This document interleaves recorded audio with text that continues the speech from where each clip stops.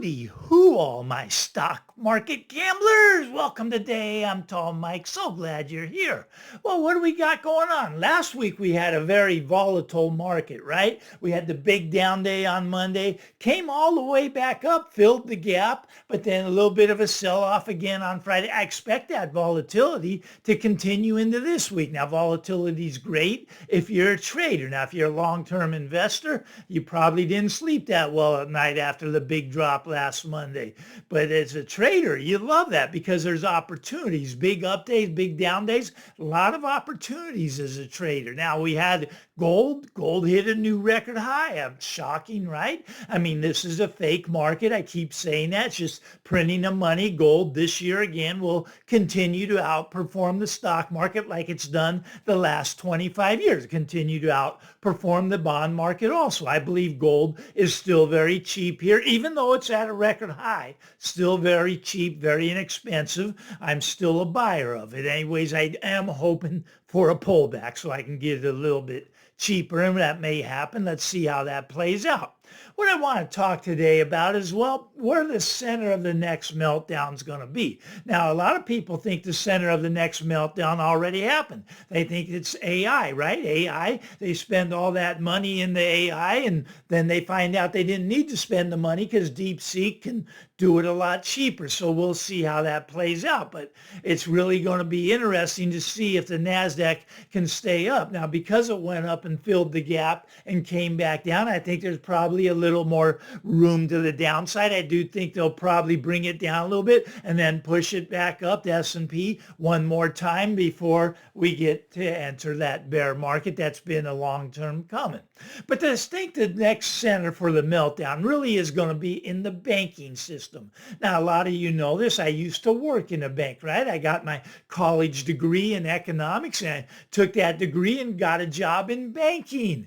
Very interesting. You see, basically economics is not such a degree that it sounds impressive, right? It sounds impressive. I got a degree in economics. Will not buy you a cup of coffee in the real world. Economics is a degree that if you put the time in, you can get it. And you can't get two economists to agree on anything, right? I mean, you got the Keynesian economics and you got the Austrian economics, and they fight like cats and dogs, right? See, as an economist, when I was in school, I studied economics. I even started my master's degree in economics once. One of the first classes, it was kind of funny, little quick story.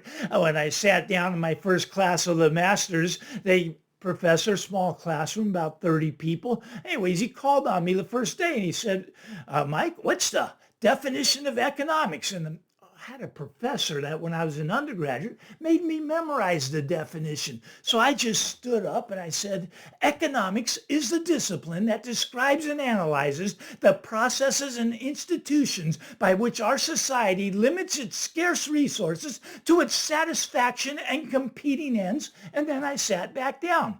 The guy next to me, he got up and said, obviously I'm in the wrong class, and he walked out. But anyways, that was just a funny story. Sometimes you get a chance to shine, right? It was just that I had memorized the definition before. But a degree in economics is pretty much worthless. What I learned in all of my economic studies as an economist, the best thing you can do for the economy is stay out of it. Just let it do the free market. Let the free markets work. Let supply and demand work themselves out. As an economist, you stay out of it. That's Austrian economics. Keynesian economics is we gotta manufacture everything. If you're going into a recession, we can manufacture our way out of it by printing money, right? We can print more money. We can lower that interest rates. No, that's wrong. As an economist, stay out of the economy, and the economy will do much better than when you fiddle with it. All right, so I got really sidetracked there, didn't I? Anyways, back to where I think the center of the next meltdown will be.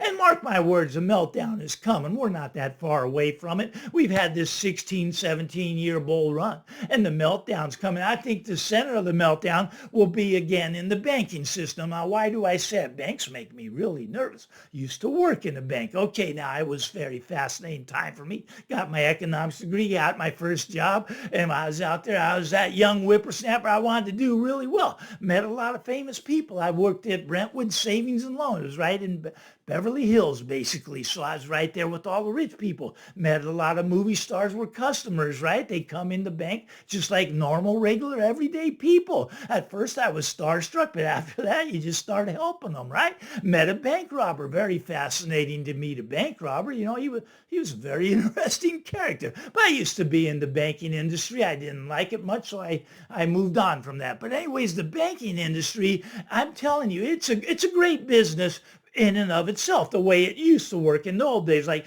you've seen the movie It's a Wonderful Life, right? That was the old school banking system. People would deposit their money in the banks at, let's say, 2-3%, right? They give them interest, and then they loan that money out at 6 and 8%, and the bank made their profit on the difference called the spread, right? A spread between what people would deposit the money at and what they'd loan it out at. Very profitable business, right? But that wasn't good enough for the bankers of today. The bankers of today, they got away from that business. They don't want to loan any of the money out, and they don't want to pay you much if you put your money in their bank.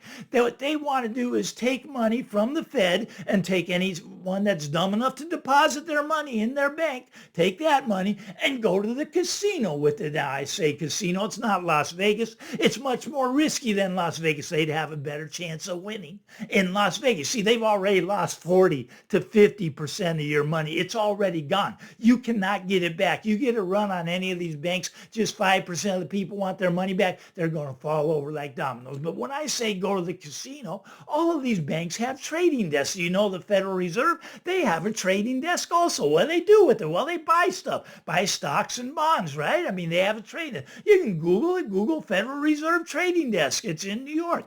All right, so all these banks, they have their own trading desk. So they take all the money and they gamble with it. They bet the derivative markets. Now, derivative markets are not like the stock market, not like the bond market. These are risky, right? These are levered out as much as 100-to-1 leverage. And these banks, that's what they're doing. They're gambling with your money at 100-to-1 leverage, and they're betting against each other in these things that are called dark pools, right? Now, the stuff you see traded on the New York Stock Exchange and NASDAQ, all of that's fine and dandy, but that's not even half of the market. Over half of the market is now traded in dark pools. Dark pools are not regulated. Dark pools, we don't even know they exist. Me and you don't know they exist, right? Doesn't affect our life. But those banksters, they're out there, they're rolling the dice. They're gambling, right? They're gambling with your money, your hard-earned money. And eventually these 2 or 3 quadrillion, nobody knows exactly how many not billions, not trillions, quadrillions, right?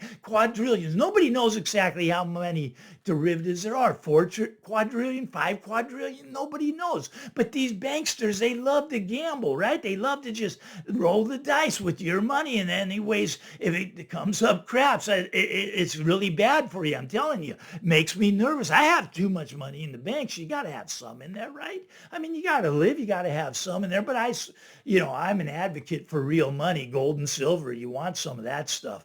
But if you have your money in the banks, just know only have as much in there as you're willing to lose, because it's highly likely that we're going to see something easily within the next 3 years. They're already starting to fall over. What did we have last year? Last year we had Lindsay, Oklahoma. Nobody talks about that one, right? Because they actually bailed in the money on that one, man. If you over 250, they didn't give you your money back. They took that to pay off, right? I mean, the FDIC, they're pretty much out of money. We had another one just closed this year, first one of this year in Chicago. That was Pulaski Savings and Loan or something, a bank. Anyways, that was Chicago. That one already went down. But you see, all the banks are doing the same thing. So when you hear about these little ones, yeah, that's a start. They're not going to let the big ones fail, right? They're too big to fail. But how many quadrillions, not trillions, quadrillions will they have to print to keep the big ones up? Now, I think Bank of America is the one it's just getting ready to fall over, right? I mean, even Donald Trump, he confronted the CEO, who is that, Monahan? I don't even remember who the CEO of B of A is right now. But anyway, he confronted him because he was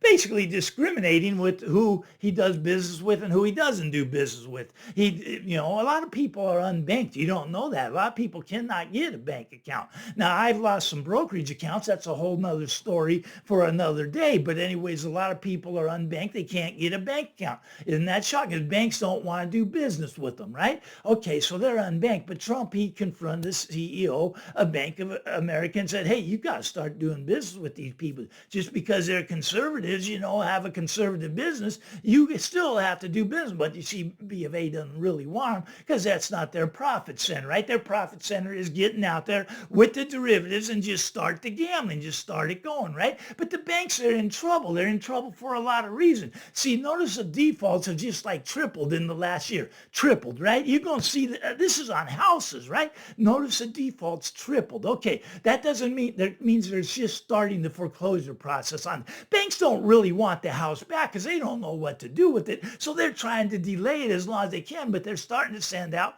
the notice of defaults to people saying, hey, pay up or we're going to come and take your house away. So it's a problem for the banks. The credit cards are a problem for the banks. Commercial real estate is a disaster, just a complete disaster for the banks. Down 80 or 90% in many of these buildings that they have loans on. They're sitting vacant. There's no income coming in. They're not getting paid on the mortgage, but they don't want to write that off yet. They got that loan at full value, not written off 80%. Wait till they have to do a fire sale. Wait till people want their money back. You're going to see some forced selling that's going to it's going to even shock me. And I see what's coming. I can see that this is right behind, right? I mean, it's coming our way.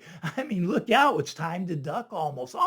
Not yet. Maybe we get them to push the market up, but there's a lot of problems. The bond market, they've already lost a lot of your money, right? Because the Fed went from 0% up to 5%. And you notice they keep that short end, but that long end, the interest rate keeps going up because the bonds keep going down on the long end. And that's what's owned by the banks. See, the banks, I don't know if they were told they have to do this or whatever, but they bought the long end of the bond market, the 20-year, the 30-year, the 10-year. They didn't buy the 6-month, the 2 months. That's where the short end is, and that's what the Fed's lowering the rates on. But on the long end, it's going up, and you're going to see mortgage rates. I keep thinking we're going to see 10%. We'll see if I'm right. We're above 7 right now, right? I mean, we were up at 8, so above 7, maybe that's a good rate, right? If we're going to 10, 12, 14%, maybe get out there and get one of these rates. I don't know. A lot of refinancing going on. I know you're locked in at 2.8%. We won't even go there today. But these banks, they've lost your money. They don't have your money.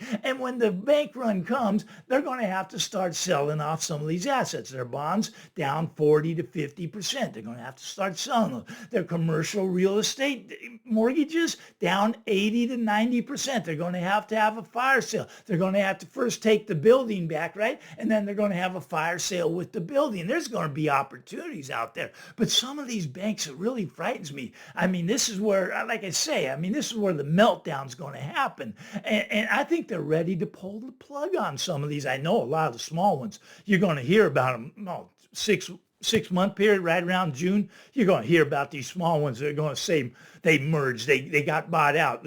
Believe me, they didn't merge, they didn't get bought out, they got a forced sale. It was like a shotgun wedding.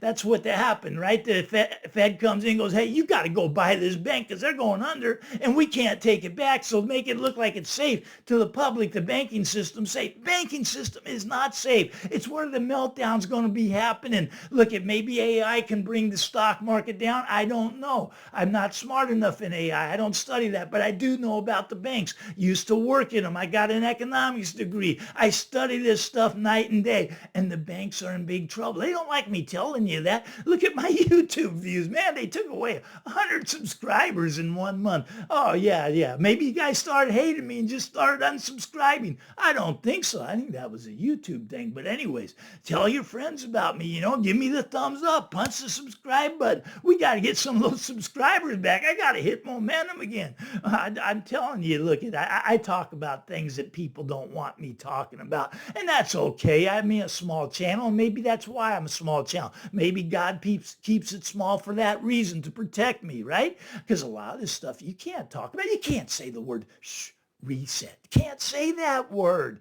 They don't want you to know it's coming. But believe me, it's coming. It's coming. It's maybe taking a little while, but it'll get here. If you like this stuff, give me the thumbs up. But first, hit the subscribe button. Share this with somebody you like or somebody you don't like.